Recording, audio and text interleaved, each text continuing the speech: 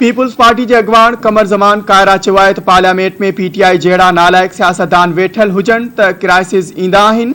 इहो एतिरो आसान नाहे। स्पीकर एक रूलिंग ॾिनी ऐं सदर मिंट में असेंबली टोड़े छॾी। इस्लामाबाद में मीडिया से ॻाल्हि ॿोल कंदे कमर ज़मान कायरा चयो त फैसला पार्लियामेंट में थियण घुरिजनि, पर पार्लियामेंट में पीटीआई जहिड़ा नालायक सियासतदान वेठल हुजनि त बहरान ईंदा आहिनि।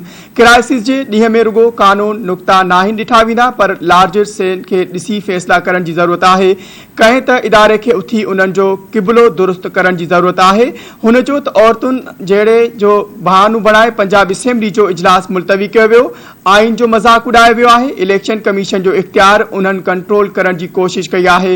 ही त चाहिनि इहो था त इहो कानून ई न रहे, संदन बदमाशी खे केरु ख़त्म न करे सघे थो। कमर ज़मान कायरा चयो त असां अॼु अदालत में आया आहियूं त जीअं मर्ज़ी जो इलेक्शन कराइण वारी साज़िश खे नाकाम बणायो वञे।